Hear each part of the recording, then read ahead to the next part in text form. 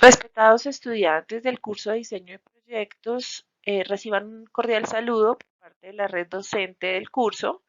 Eh, a través de este video tutorial vamos a dar orientaciones para la actividad de la fase 3 en cuanto al estudio técnico.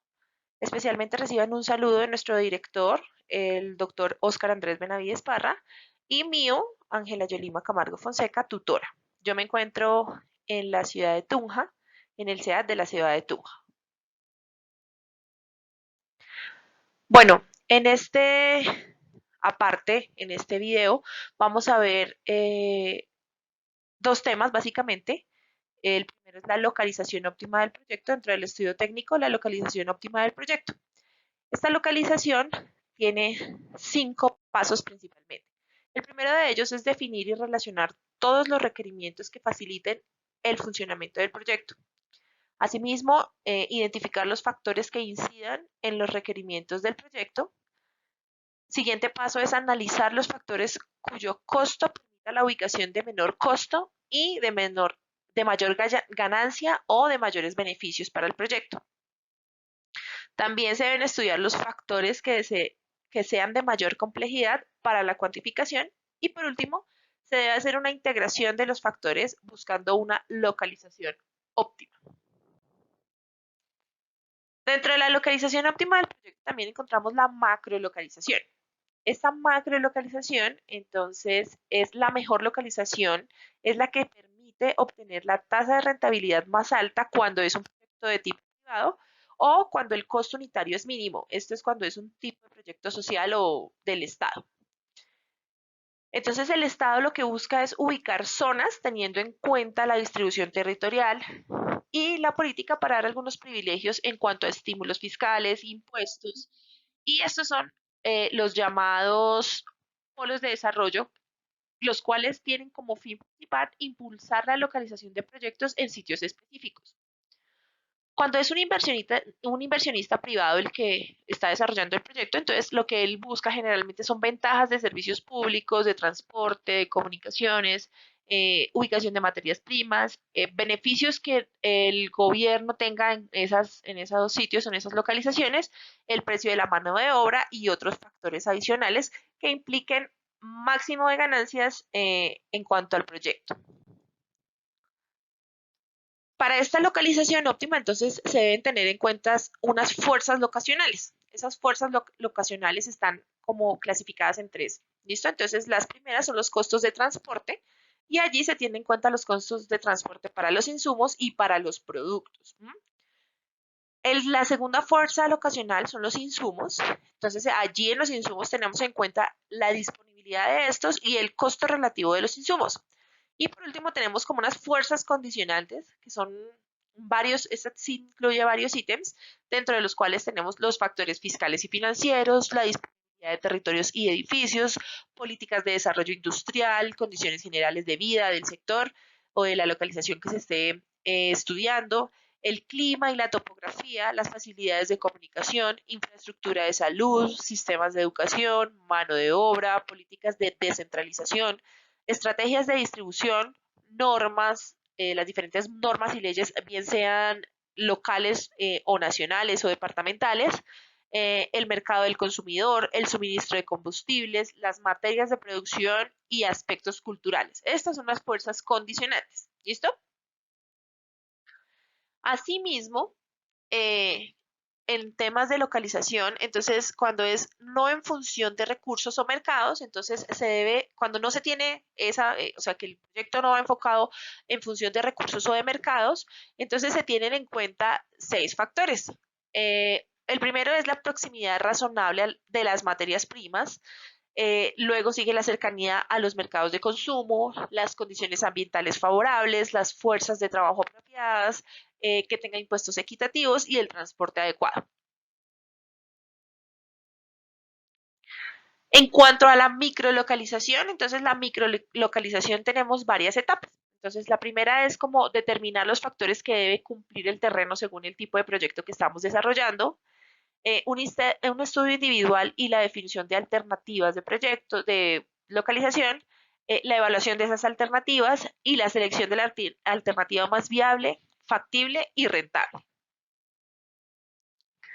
Entonces, a través de esta presentación se van a dar a conocer o se van a darles a ustedes herramientas en tres técnicas de localización.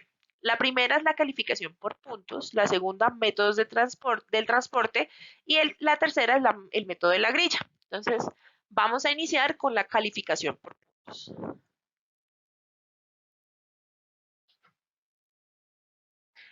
Bueno, entonces el primer tipo de herramienta para determinar la localización óptima es la calificación por puntos. En esta calificación por puntos, entonces lo que se tiene como base para este tipo de herramientas son las fuerzas locacionales y los factores condicionantes. Entonces, el ejemplo que vamos a desarrollar es un restaurante de comida típica boyacense en la ciudad de Tunja. Tenemos tres alternativas de localización y reunidos con un grupo de expertos determinamos cuáles son esos factores condicionantes o condicionantes locacionales que van a influir dentro de nuestras alternativas. Entonces nosotros determinamos, o yo determiné el transporte, las normas, ya les decía yo que se deben tener en cuenta no solo las normas locales, sino también departamentales y nacionales, dependiendo del tipo de proyecto, ¿no? En este caso, pues las normas locales, porque es un restaurante de comida típica boyacense, ¿listo? La disponibilidad del edificio, la mano de obra y el mercado del consumidor. Entonces, como ustedes pueden ver, cada uno de esos factores tiene una denominación. El F1 es el transporte, el F2 las normas y así sucesivamente. Asimismo, se determina una calificación y entonces esa calificación va desde el malo hasta el excelente, pasando por 4 números. Entonces, pasando por regular, buena y excelente, y siendo 1 lo más pésimo y 4 pues lo mejor. ¿Listo? Entonces, aquí se calificaron, teniendo en cuenta esas ubicaciones, se calificaron cada uno de los factores y el total, por ejemplo, para la alternativa número 1 nos dio 8, para la alternativa número 2 nos dio 12 y para la alternativa número 3 nos dio 19. Lo que quiere decir que la alternativa 3 es la mejor localización para nuestro proyecto. ¿Listo? Entonces, esta es la más fácil de manejar porque es a criterio de la persona y no tiene complicación. ¿Listo? Bueno, entonces, como les venía diciendo, para determinar la localización óptima del proyecto, vamos a ver varios métodos. El siguiente método es el método del transporte. En este método, ustedes deben tener se basa principalmente en la selección en cuanto a menor costo y menor distancia. Entonces, continuamos con el mismo ejemplo que veníamos desarrollando inicialmente y aquí lo que se determinan son sitios de materia prima y sitios de consumo. Los sitios de consumo son las tres alternativas de ubicación. ¿Listo? Entonces, los sitios de materia prima son esos lugares donde yo voy a recoger los insumos para poder desarrollar las actividades de mi proyecto. Entonces, yo digo que en el sitio de materia prima 1 voy a recoger 100 kilos, en el sitio de materia prima 2 voy a recoger 200 y en el sitio de materia 3 300. ¿Listo? Y que la tarifa de transporte por cada kilogramo, por cada kilómetro va a ser de 2 pesos. ¿Listo? Asimismo, determino lo mismo para los sitios de consumo. ¿Qué pasa? Que los sitios de consumo van a ser 600 kilogramos todos. ¿Por qué? Porque es un mismo proyecto con varias alternativas de ubicación. ¿Listo? Y que la tarifa de ese transporte va a ser de 2.5 kilogramos por kilómetro. ¿Listo? Entonces, aquí abajo en la tablita que tienen abajo, ustedes ven que los sitios de consumo son las alternativas 1, 2 y 3. ¿Listo? Entonces, las mismas alternativas que habíamos determinado anteriormente son las mismas acá abajo. ¿Listo? ¿Y qué hacemos? ¿O qué hice yo? Entonces, localicé esos sitios de consumo y esos sitios de materia prima en un mapa y determiné las distancias. ¿Listo? Determinan distancias. Entonces decimos que del sitio de materia prima 1 al sitio de consumo 2 hay 720 metros. Del sitio de consumo 1 al sitio de consumo 3 hay 360 metros. Del sitio de consumo 1 al sitio de consumo 2 hay 530 metros. Del sitio de consumo 3 al sitio de materia prima 2 hay 900 metros y así sucesivamente en las distancias que ustedes pueden ver. ¿Listo?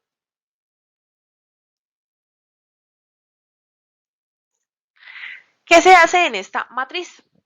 en esta matriz lo que vamos a colocar es los kilogramos que se encuentran en cada uno de esos sitios de materia prima o en esos sitios de consumo y las distancias lo cruzamos con las distancias. Entonces, como ustedes pueden ver aquí, en el sitio de materia prima 1, con el sitio de materia prima 1, obviamente no vamos a tener ningún valor. ¿Por qué? Porque no hay distancia. ¿Listo? Entonces, seguimos. El sitio de materia prima 1 con el sitio de materia prima 2 y entonces nos devolvemos a la tabla anterior y miramos cuánta distancia. Entonces tenemos que son 720 metros más 910 metros. ¿Por qué? Porque debemos llegar de un punto a otro. Entonces, en ese caso, debemos llegar del punto del sitio de materia prima 1 al sitio de consumo 2 y luego sí llegar al sitio de materia prima 2. Sumamos las distancias y son las que colocamos acá en naranja. ¿Listo? Asimismo, con cada uno de los cruces, con sitios de materia prima 1 y sitios de materia prima 2, sitio de materia prima 3, sitio de consumo 1, consumo 2 y consumo 3. Eso mismo se hace con todos y cada uno de los puntos determinados en el anterior mapa. ¿Listo? Acuérdense que en los cruces no colocamos nada, sino solamente en los cruces iguales no colocamos nada, ¿listo? Y en los cruces que sí tenemos variación, colocamos los valores, ¿listo? Los kilogramos se colocan horizontalmente. Entonces, si ustedes ven, el sitio de materia prima 1 va a ser igual en este punto, en este punto, en este y en este. ¿Por qué? Porque es que es en este sitio de materia prima 1 qué cantidad o qué peso vamos a tener que recoger. ¿Listo? Entonces, asimismo con el sitio de materia prima 2, 200, 200, 200, 200 y 200. Y con los consumos también, 600, 600, 600, 600, 600, 600. ¿Por qué estos son iguales? Porque vamos a consumir lo mismo en los tres puntos. ¿Listo? ¿Y qué se hace? Entonces aquí les dejo un ejemplito de qué es lo que se hace. Entonces, multiplicamos el peso en kilogramos por la distancia en metros y lo multiplicamos por el valor y determinamos cuánto nos cuesta trabajar en este punto, del sitio de materia prima 2 al sitio de materia prima 1. Este mismo cálculo se desarrolla en todos y cada uno de estos puntos. ¿Listo? Entonces aquí, acá. Los que no tienen son, acuérdense, los cruces iguales. Este, este, este, este, este y este. ¿Listo? Y luego, ¿qué hacemos? Entonces, sumamos verticalmente. ¿Listo? Entonces, sumamos verticalmente los valores que hemos determinado en esas multiplicaciones. Entonces tenemos que para el sitio de materia prima 1 el costo es de 6 millones, para 6.790.000 pesos. Para el sitio de materia prima 2 el costo es 6.083.000 pesos y así con todos y determinamos cuál es el valor mínimo. Y este va a ser nuestro punto más óptimo. Entonces, la alternativa número 1, en cuanto a costos de transporte de materia prima y transporte de producto, va a ser el sitio de consumo 2. ¿Listo? Bueno, muy fácil. Continuamos con el siguiente método de localización del proyecto. Es el método de la grilla. ¿Listo? Entonces, en este método se debe tener en cuenta un plano cartesiano sobre el plano del sitio en el cual se proyecta. Entonces, nosotros aquí tenemos varios sectores y les digo yo que en el caso de nuestro ejemplo funciona cuando son domicilios. ¿Listo? Entonces lo vamos a evaluar en el tema de domicilios.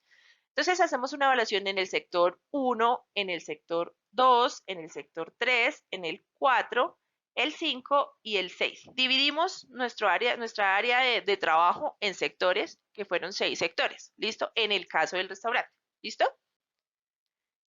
¿Qué hacemos? Entonces, determinamos el número de pedidos en cada uno de esos puntos. Entonces, en el punto 1, 5, en el 2, 9 y así sucesivamente. Y tenemos un total de pedidos de 42. ¿Listo? Determinamos las coordenadas, que para eso es este plano cartesiano. Determinamos las coordenadas en X, las coordenadas en Y lo que hacemos en este punto, en estas dos columnas, es determinar, teniendo en cuenta el número de pedidos y la coordenada en X, ¿cuánto nos da aquí este valor? Eso mismo lo hacemos para estos todos. Y lo mismo en Y. Entonces en Y va a ser el número de pedidos por la coordenada en y tenemos un valor y se hace el mismo cálculo para todos. ¿Listo?